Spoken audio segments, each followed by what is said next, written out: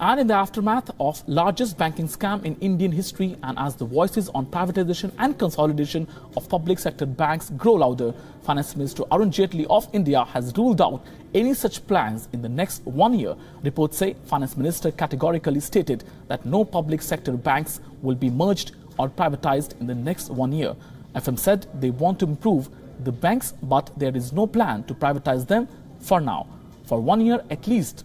Former Niti Aayog Vice Chairman Arvind Panangaria had made a strong case for privatization of public sector banks, saying he firmly believes that privatization of all public sector banks, except perhaps the State Bank of India, should be on the election manifestos of all parties who wish to present themselves as serious candidates to form the government in 2019. Over the last 1 year, about 12 weak PSBs or government banks have been put under prompt corrective action by the central bank, restricting their lending and other business activities to some extent, along with increased monitoring of the banks.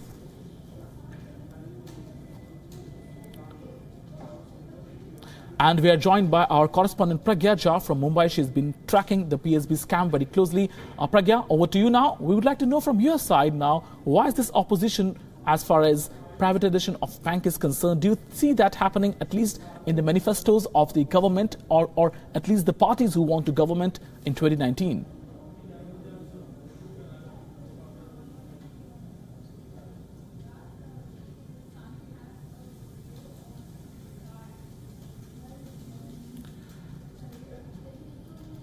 So far, Finance Ministry has ruled out privatization and merger of public sector banks. We will go back to Pragya soon. It seems there is some technical glitch. And Pragya, we are going back to her. Pragya, what do you think about this comment from Finance Minister that they will not go for privatization of banks for at least 1 year? Do you think it's a complete fallout of the PNB scam?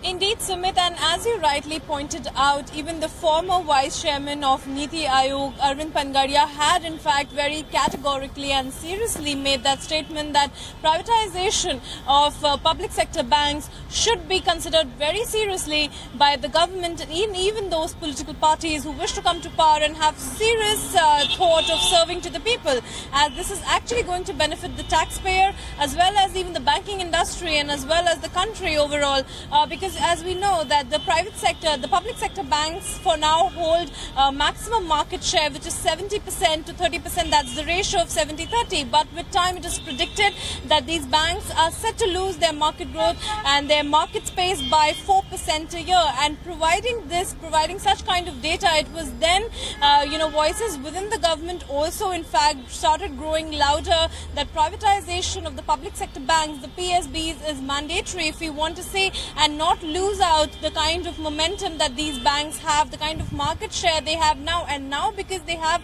a market share of 70%, we should consider privatizing these banks now, which would also help in better regulation, which would also help in technology, because technology has taken over big time in the banking system, and hence bringing in more clarity, more transparency, and hence there was a need for privatizing these public sector banks. And not only Arvind Panangaria, but also we know that Nandan Nilekani, who is behind the mastermind behind Aadhaar, the concept of Aadhaar, even he went on to say that privatizing of the banks would be one of the biggest development put forward that the government would really do for the economy, because he also stated that a 4% deflection in the market growth for private banks, for the public sector banks is taking place, and we are observing such reduction in market growth, and hence he suggested that privatization is the only thing that is being seen as a way out if the banking sector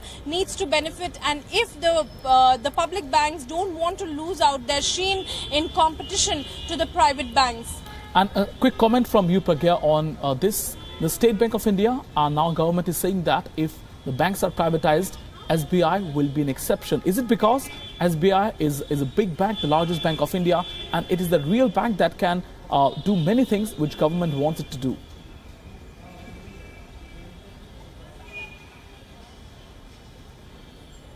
That's right. So the thought across across the table has been that probably except for the State Bank of India, which is really one of the biggest public sector lending banks, which is also the government's biggest public sector lending body. So except for that bank, we could also look at the privatization of other banks which are publicly run here and which can further be privatized, and that would help the bank also in the long run.